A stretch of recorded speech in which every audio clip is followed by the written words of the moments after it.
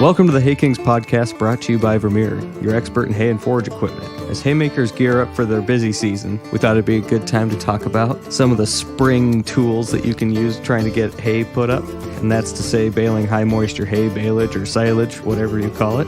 Today I'm excited to invite Boyd Quinley to the podcast. Boyd comes to us from Vermeer Corporation and is a territory manager for the Texas area. Welcome, Boyd. Good to be here, John.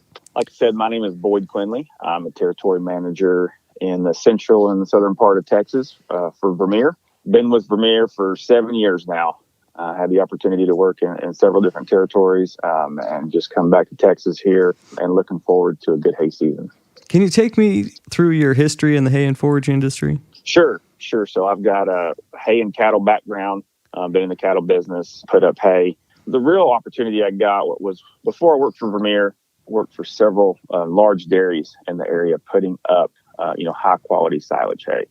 And the good part about that is I had the ability to learn, what quality really meant when you're talking about putting up hay and how that quality goes into feeding cattle. So, I took that knowledge, kind of ran with it and went to the equipment side. We used Vermeer equipment, and I was passionate enough about that I went to work for Vermeer. For producers stressing about getting hay put up in narrow weather windows, balage or silage, haylage, again, whatever you want to call it, is a fairly good tool. Can you take me through that a little bit? Weather plays the biggest issue with hay producers. It has for years.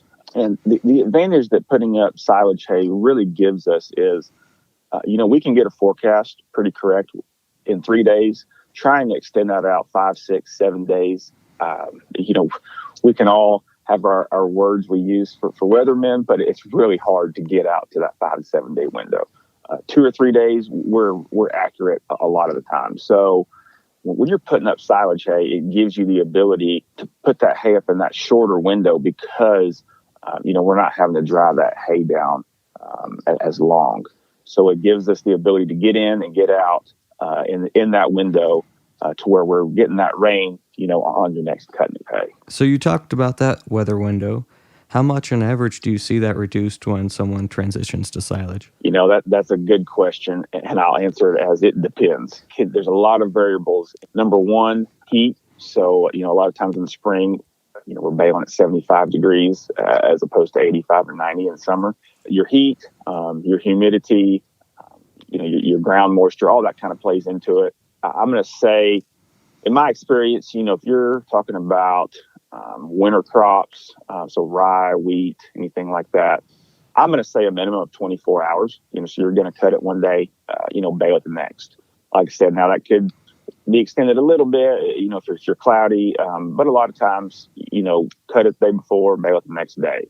So you're getting that window down to 24, 36 hours. Now you extend that into, late spring, early summer, and that crop, is more mature and it may not have as much moisture even standing. I've even seen where you cut it in the morning, after lunch, you're baling it and you're in and out of there in one day. Mm-hmm. So, I know there's some variables in there, but it just really depends on, the type of crop, your weather conditions and the time of year. You talked about different moisture levels there and different timing. Can you take me through the difference in a wet bale and a dry bale? Traditionally, dry hay, we really want to be below that 18% mark. I always say 14% is the ideal moisture content in a dry bale. At 14%, I would be comfortable putting it in a barn. Outside, you can probably leave a round bale outside 18% moisture to beat the rain. Much more than that, we're really running into mold, or even have a dusty bit on that hay. So when we transition to silage hay, the window is actually pretty large. I've seen some pretty good silage hay put up at 30% moisture. Me personally, I really like to see under 60% moisture. So it's a pretty good range there, really. And if a guy is new to it, what I tell him, if he's in a beef cattle operation, I tell him to shoot for 50-50. Because if you are wrong on either side of that, you're still going to put up good quality silage hay. 60% is probably the magic number moisture range, 40% dry matter. That's probably going to be, some of your best quality, but they're still good good silage hay put up in that 50 and 40% moisture ranges. Like we talked about earlier, that gets you the ability to, that hay, it dries down a lot quicker down to that range than it does trying to get it all the way down to that 14, 15% range. You're talking 40 to 60 being an ideal range. What happens on the lower end of that and kind of that no man's land between dry hay and silage? And then what happens north of 60%? Sure, that's a good question. So when we get on the dry end of that, the cattle will still eat it, but you could get some dust or even some light mold in there. And then vice versa, when you get on the north end of that, say you get to that 70, 75% moisture range, you start creating a different type of acid that does not make good quality hay. And actually is, if you get too wet, it's not even palatable and not even, cattle cannot even eat that. So I really try to stress to get into that, into that range we talked about, that 40 to 60% range. Because if we have too much water in there, you're not going to create a good product. Now, we're wrapping this. How important is the timing on getting the wrap on the bale? I've always said within about 8 hours of the time, from the time it's baled. And so depending on what kind of wrapper you have for, individual versus inline, you need to either get that hay to the wrapper or bring the wrapper to the bale. And what we're trying to do here is when we wrap that hay is, cut off the oxygen supply. So, the bacteria that's left, it converts those starches to sugars, creating a lactic acid. And that lactic acid formed during fermentation, it doesn't really change the quality, but it really preserves the quality crop that you have there. Most grass is going to be high protein at some point in its life. The challenge is a lot of times you can't harvest it in that window because of weather, like we're talking about. So this putting up silage hay gives you the ability to get in there, several weeks earlier than normal to get it at that optimal quality. I want to put an exclamation point on quality here. Do people notice a difference in quality?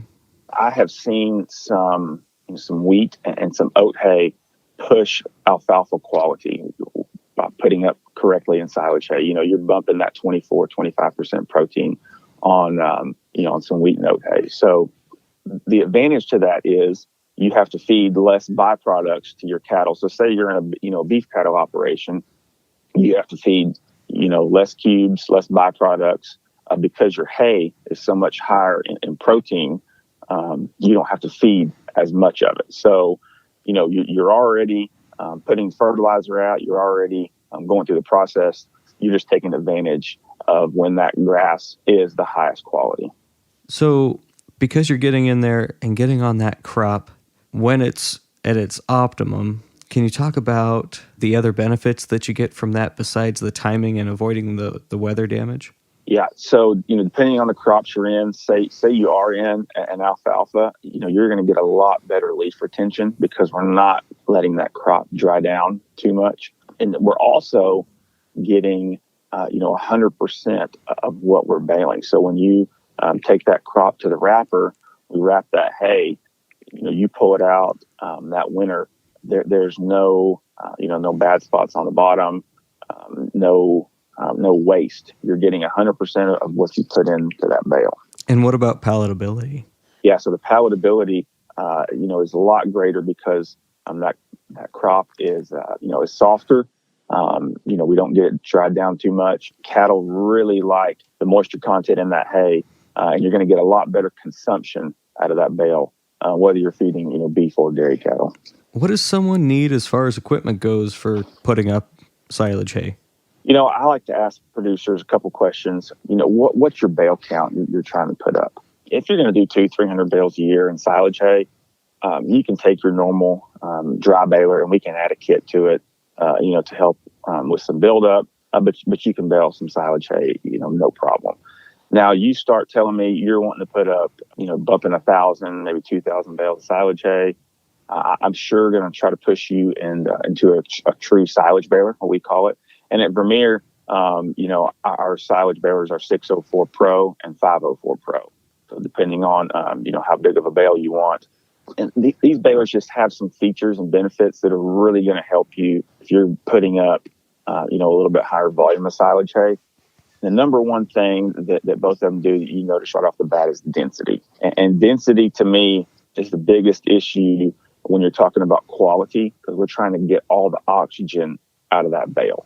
Doubling back on that moisture range that we talked about, is the struggle in that no man's land between dry hay and silage that the hay's at that 20% moisture, it's dry enough to be fluffy where you can't get the oxygen out, and that's where you have problems? Yes, good point. Yes. So when you get to that point, it is harder to compact that hay to where it is harder to get all the oxygen out. But probably what producers will notice more than that is it's harder to bale. When you're in that no man's land there, it is difficult for that crop to flow through the baler, and it's going to be a lot tackier or stickier, and you will have a harder time having that crop, that windrow flow into your baler. So you'll have more opportunity to plug, I would say. And that's where, when you go to our Pro Series of baler, it's got a feed floor in it that actually, if you do plug that baler, you simply open the feed floor, the plug ingests into the baler, and you go back to baling in a matter of seconds. Everything is in the monitor in the cab there. That's going to be, one of the advantages of stepping up to that true silage baler in our Pro Series is getting those plugs out in a timely manner and going back to baling. Now, what about reducing the particle size with a Precutter system? Good point. So you talked about palatability earlier. With this Pro Series, we have what we call our extra cut 17 knife chopper system. So we have the ability to run 17, 8, 9, or no knives, depending on what you want.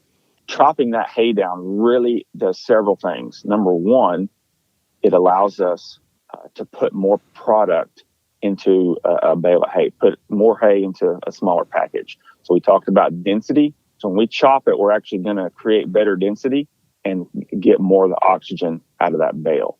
Number two, you asked about palatability earlier. When we talk about putting it up in silage hay where you got higher moisture content, if you're chopping that hay, you're going to have a lot more palatable product. So those cattle are not going to sift through those long stalks near as much, and they're going to clean up and have a lot better consumption in that bale, depending on how you're feeding it. Even if you're just putting it, say you're a cow-calf guy and you're just putting it out in a bale ring, they're going to clean that hay up a lot better when you have it chopped. Say you're a feedlot or in a dairy and you're putting it in a mixer wagon, you're going to save a lot of time on mixing that bale, because when you take the net wrap off, that hay's going to fall apart more like real silage to where it's already in a chop form. Can you take me through Vermeer's line of balers from dry hay to silage hay? Yes, sir. In our 4x5 line, we have our 504R series, and that comes in several different trim levels. So classic, signature, and premium, depending on the options and features you want. Same thing when we get to our 6 foot tall balers, our 604Rs, so 4 foot wide by 6 foot tall. We have a 604R classic, signature, and premium. Same thing, depending on the trim level and horsepower range. And when we get to that premium one, it comes standard with a silage kit. We speed that baler up a little bit, and we put the silage kit on it. So if a guy is, wanting to bale a lot of volume of hay and he's wanting to bale some silage hay with that baler, that's going to be a perfect option, because being that it spins faster, it's going to handle those heavier windrows a lot better. We put a little bit heavier density system on there, so you're going to get a tighter bale. So if that's, silage hay is something you're starting out in, you bale a lot of dry hay and wanting to get into some silage hay, that baler's going to fit really good into your lineup. Now, say you go a step farther than that and you're putting up a little bit more silage hay, say you're 50-50 silage hay to dry hay, that's where that 504 Pro or 604 Pro, and same thing, the numbers always mean something. So 5 foot tall or 6 foot tall bale by 4 foot wide. And that's the baler that has the Precutter and the chopper systems in it. And that baler is just made a lot heavier than our other balers. So the bearings are heavier, the rollers are heavier, because it's going to take those heavy bales day in and day out. So you're going to get more longevity out of that baler. You're going to get the pre-cutting system out of that baler, and you're going to get the drop floor to where, if you do plug, you're not digging the baler out. You simply open the floor, ingest the plug into the baler, and you're back baling in a matter of seconds. Sounds to me like there's quite the range, and it depends on how much silage you're doing. Yes, it really does. And, I tell producers, when you're starting out in the silage, let's start smaller, kind of get our feet wet into it before we jump all in. There's a lot of benefits to silage hay, for sure. There is more after you're done baling with hauling the hay to the wrapper or bringing the wrapper to the bale and moving the hay. So, what I tell people is let's not cut maybe as much as we normally do, kind of get a feel for what the field's going to make, what the crop's going to make, and get a feel for the process. If you're using a inline wrapper and you're hauling all that hay to the wrapper, you're going to have to, have trailers, hauling the hay, loaders unloading it, somebody on the wrapper. So there's a little bit more that goes into it. And so, I just want to make sure producers have a good experience. And so I try to tell them, let's back up how many acres we cut compared to dry hay and get a feel for it. And then as you kind of know how many bales an acre it's going to make, we can start stepping that up.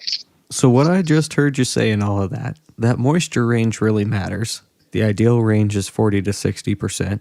You want to get those bales wrapped in inside of 8 hours. And to get to where you can do that, where you can get the right moisture range and where you can get those bales wrapped within 8 hours, you need to ease into that process and practice a little bit.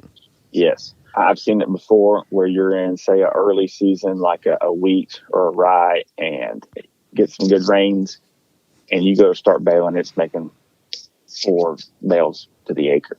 So if we had gone and laid down, 100 acres, well, you're going to have a long day and night ahead of you wrapping 400 bales.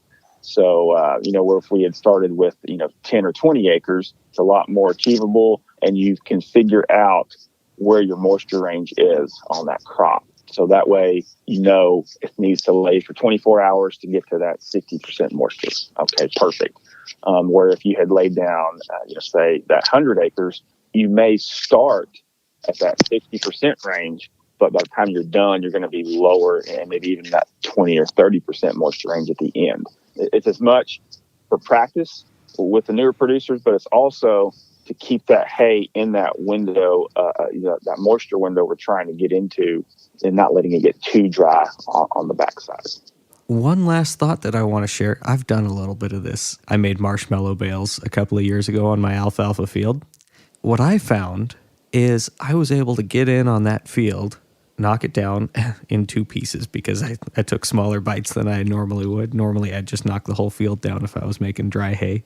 I did just exactly what you said. I cut it in 2 pieces instead of 1, got in there, got it wrapped, and we were done in a long weekend, 3 days, and we had the water back on the field. In a first cutting situation for me, I'm usually putting up that first cutting in June. I farm in South Canada here. I'm about 40 miles south of the Canadian border, where I could get that first cutting off and know that it wasn't going to get rained on and get the irrigation back on it. I figure I gained 4 or 5 days or maybe a week of additional growth on my alfalfa, and I didn't have tire tracks going across that alfalfa field 5 and 6 and 7 days later when that alfalfa plant was starting to regrow its stems. So one of the big things that I noticed is I gained a few extra days of growth. I also didn't have any tire tracks in my second cutting because I wasn't damaging the plants as they were trying to regrow the stems. Yeah, that's a perfect example of what I try to tell producers, depending, down here in central Texas, a little bit different in southern Canada there. But, a lot of times we may be ready to cut and we are delayed a week or 2 weeks because of rain. When you need to get that first cutting off of there, say you're in, coastal Bermuda grass, you're trying to get that first cutting off of there mid-May, but you get pushed back to the 1st of June or even the middle of June. If we were putting that first cutting up in silage hay, we could get in, get out of there. Like you said, less tire tracks on the field, get better regrowth and faster regrowth. That rain is coming on your second cutting, or your next cutting of hay that you needed on, not the one that's already ready. You add that to the end of the cutting in the fall, same thing. That crop's ready, but we're going to have 5 days to dry it out. If you start adding those days together, I've seen people actually add an additional cutting to their crop by taking a couple weeks here at the beginning. You take 2 or 3 days here in the middle by putting this one up in silage hay. You're going to add an additional cutting there at the end of that season. It really gives you more options, as a hay producer of, I need to get in here now. The weather's not really cooperating. We just need a 24, 36 hour window to get in and get it out. That way you are, you're back putting fertilizer on, and like you said, getting water, getting rain on your next cutting, not the one that's already made. When I think about silage, haylage, I think about a really good management tool. Not something that I want to switch. Maybe if we're talking 3,000 or 4,000 round bales a year of dry hay production, I wouldn't want to switch all of that over. But I would probably put a lot of thought into some of those early cuttings where the weather's more variable, or late cuttings. Rather, I'm just going to say anywhere where the weather is more variable, there's probably room for some silage in the operation, haylage in the operation. I couldn't agree with you more. And, here in Texas, we grow all different varieties of crops. I like to remind people, a lot of times our best quality is going to be the early, like we talked about, the wheat, the oats, the ryegrass, and then you come into summertime, and we do a lot of Sudan and sorghum here in Central Texas as well. If anybody's ever baled that, the tonnage is second to none. I've seen it make 7, 8, 9 bales to the acre. The challenge, is like you just talked about, is I've also seen it sit on the ground for 10 days at a time, because you cannot get that stalk dried out. Well, if you come in there and you let it sit maybe for 2 days, get down to that 60% moisture range we're talking about, bale it for silage hay, get it wrapped, get it off your field, less tire tracks on the field like you talked about. You've got that cutting off of there, and we're getting regrowth on the next cutting. So it fits really good into, in my opinion, in any of the any type of cultivated ground. Fits really good there. But then again, to our traditional, Bermuda and native grasses, beginning and the end, when your weather's not optimal. In the middle of the season, if it's 90, 95 degrees, we have an easy time drying out hay. But it's in that, that April range and then that October range, where the days are getting short. Yeah. So, even if you do have some heat units, you don't have the length of the days you normally would in the summertime. It just gives you options. And it gives you another tool in your tool belt there to go in there and harvest that crop when you want to versus when Mother Nature allows you to. I want to say thank you for all of this. This has been a great conversation. I've enjoyed it. I've had a history of putting up hay, work for a company now that we build equipment that can help producers reach their goals of putting up the quality of hay that they achieve. Thank you, John.